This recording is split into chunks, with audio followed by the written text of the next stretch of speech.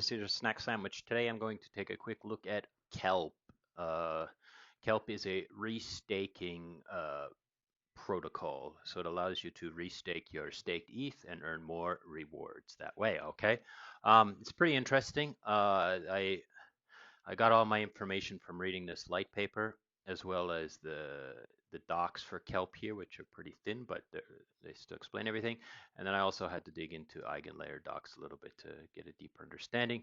So as always, I would suggest you come here, confirm what I'm saying, read the docs for yourself, or come over to Kelp and join their Discord, ask them some more questions, and so forth. So it's pretty interesting. I do have a flow chart for you, so I'm going to swing through that. Bear with me, I'm pretty sick these days, so I might, make a few mistakes or something like that. Okay, so let's get to it. Okay, so here we are on the flow chart. Today we're going to start with ETH Edward ETH. Okay, he runs a validator node. He's a solo staker or something like this. So in order to understand this, I'm going to go all the way back and talk about all the different aspects of this. Okay, all the way back to beacon chain idea. Okay, so uh, Edward here, he wants to run a validator node, so he has to get 32 ETH and stake it in the beacon chain, and or I guess it's just called the chain now, but whatever. Stake it, become a validator, and start printing and earning those validator juicy rewards. Okay, so that's and securing the network, right? So that's all old stuff. Everybody should know this. Okay, but Dollar Bill here, he doesn't have the technical know-how or maybe he just doesn't want to do it. So he wants an easier way to do it. So he visits one of the many LST providers. I've just got 4 here, but there are many, many more. And if I've missed out on 1 or 2, it's not because I prefer them over others. It's just these are 4 that I just happened to pull up first. Okay. So there are different opportunities out there where you can send your ETH and you don't need to send 32 ETH anymore. And then these protocols here, they all have different designs. So you have to research them differently.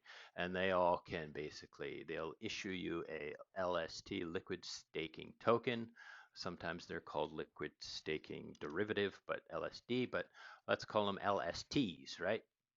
So they issue this LST token based on how much you give. Some of these are rebasing, some of these are interest bearing, so they go up in value. So meaning some you'll get 1 to 1, some you'll get 1 to less than 1, right? 99 or something, 0.99. Okay, so that's each model is slightly different, so you have to research each of these independently.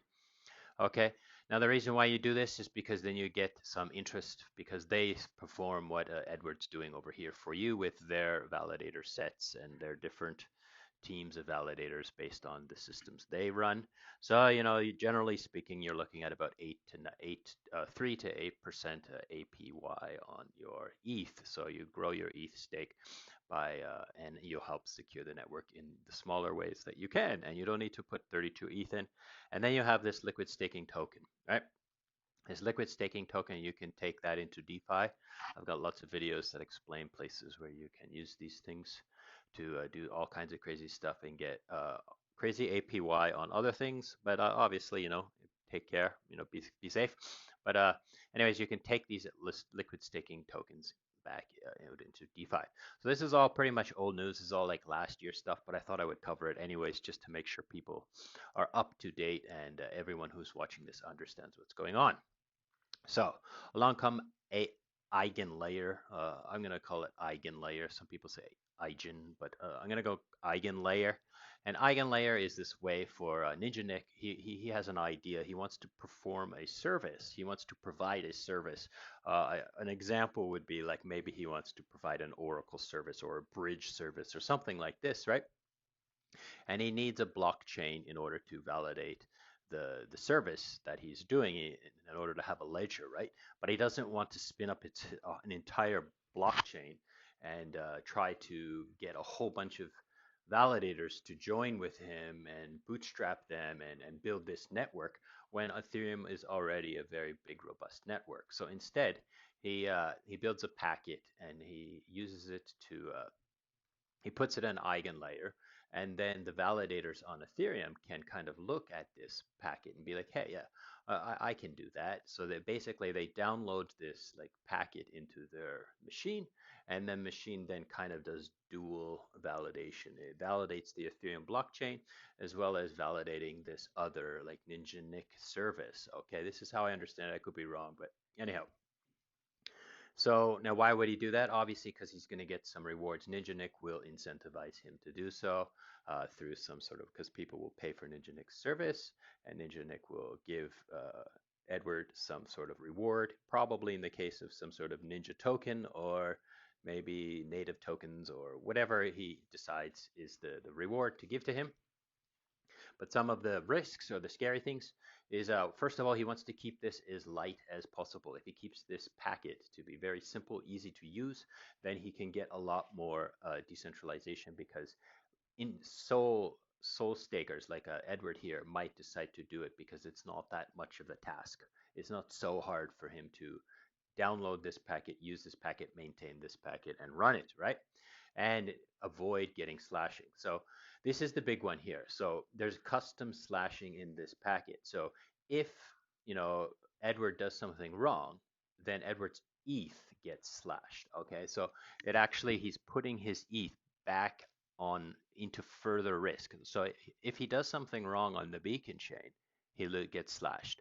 But now he's also, if he does something wrong on Ninja Nick's like service, then he also will get slashed. So he has to be careful about choosing, like reading the slashing very carefully and understanding this packet. Now I said it had to be light so that it would be so like for more decentralization, right? It says uber decentral, right? Because if it's very complicated, then you'll only get these big services taking advantage of it. And that's one of the things they can do is they can also, they can also provide, like there are ways for you to provide your your liquid staking derivative, LST, tokens to Igni Layer and delegate that way as well in order to earn these. And then there's like, some of them already have it built in. Like if you go to EtherFi, you can stake your EtherFi ETH, right? And you can earn these Igni Layer rewards already. So I'm not saying they're going to be Ninja Nick ones, but it's already incorporated in there, okay? So EtherFi has this already kind of built in, and then these other ones, they might decide, oh, we can handle this packet even though it's complicated, and because they're generally like super, like I'm not going to call them big companies, but they're big organizations, right? Now, along come Kelp DAO. Kelp DAO kind of changes things quite a little bit. So Kelp DAO asks users, so dollar bill, right, to bring his ETH. Now it says in the docs to bring ETH, but inside the front end, if I swing it over here again, you'll notice it doesn't actually have the choice of ETH here. So I'm not sure, maybe it'll come soon, but so right now it's only ST ETH and Stater ETH, ETHX. So you would deposit those into the Kelp DAO contracts, and then the Kelp DAO contracts would choose like which one of like Ninja Nick or what other services are there to for the taking, right? So you don't have to do Ninja Nicks. There could be, Peter Pete or any other like service that has good rewards, but not, easily to get slashed. So, the Kelp DAO will be able to assess this, right? So one of the benefits of doing this is you immediately get a RSETH, restaked ETH token. So instead of, in this case, where your token, you've locked it, you've staked it to get these Eigenlayer rewards. In Kelp DAO, they're going to mint you another token, and then that token will RSETH will be able to be taken out into DeFi to do DeFi things such as provide liquidity, maybe collateral for loans or this kind of stuff, right? Now, keep in mind that like, this is piling on like slashing risk and smart contract risk, so be careful, okay? But there are benefits to this. So let's talk about some of the benefits of the Kelp DAO for each of the users inside this ecosystem. So first of all, dollar bill. He gets a LST token, so he can take that LST token and he can use it in DeFi, and he can swap out of it. He can exit quickly, right, without having to unstake, right? There's no unstaking right now on Kelp DAO. It's brand new. It's very new, so be careful if you're going to ape this thing, okay? There's a risk DAO inside here, so there's like a risk team who are going to assess, Ninja Nick and other services, and they like it's kind of like leaving the hard decisions to the experts, right? Which is kind of a good thing. And then there is a Kelp token for voting on the risk team's suggestions, right? And then there are rewards. The rewards in this case, you're going to get ninja tokens, and you got to deal with these ninja tokens, right? But in the kelp, you're basically your RS ETH is going up in value based on the rewards that are inside there. It doesn't talk about them being auto compounded. It's not like they're going to dump all the ninja nick tokens and sell them, but the ninja nick tokens, they have value, so they can attribute that value to this RS ETH share price, and then if you want to redeem, you might get back ETH as well as Ninja tokens, or you can sell this through the market. So there's a market play here where people might buy RS ETH in order to get these Ninja tokens, right? But it manages those rewards for you, so it claims them, and so those are the benefits for dollar bill here. The benefits for the operators here for him is for the service provider guy is he doesn't have to like hunt down operators. So because like the Kelp DAO will be able to probably have a network of operators that are willing to like look to Kelp DAO for services, and then you know become a middleman, like a marketplace for these between these two people, right? It'll help him to bootstrap because then he won't need to, like, again, he's doing Eigenlayer stuff, so he doesn't need to worry so much. And then Kelp DAO will also be able to incentivize the minting of RS ETH a little bit, so it might lower the need for NinjaNick to create so much inflation of his token for his service, because people will be happy enough with the rewards they're getting from the staked ETH, as well as the Kelp tokens and the little bits of NinjaNick tokens that they get. Okay. Now, the next person over here, what does he get? Is he gets some risk advice, because like the DAO is going to assess the risk for him, so you can kind of better like use the DAO's the services or the expertise of this DAO to kind of assess whether or not he wants to take on NinjaNick's packet. Obviously, it's still his choice, right? But he can use that advice. There's a pool of restakers, so he's got a whole bunch of like ETH in here that he can use to restake, right? So and in the future, this 32 ETH will actually be able to be increased. So like it won't be hard capped at 32. So he might be able to just pull some out anytime and just add to his own validator and use and do send some of them to this NinjaNick service. And then again, they manage the rewards for him, so he doesn't have to perform. He doesn't have to decide like, oh, I've got all these NinjaNick tokens. I got to decide how to divvy them up with all the people who are delegated to me. Rah rah rah rah. Okay, so that's kind of the benefits there. And the last thing I'm going to talk about is I usually talk about fees last, but right now there are no fees. But like I said, it's brand new. It's pretty new.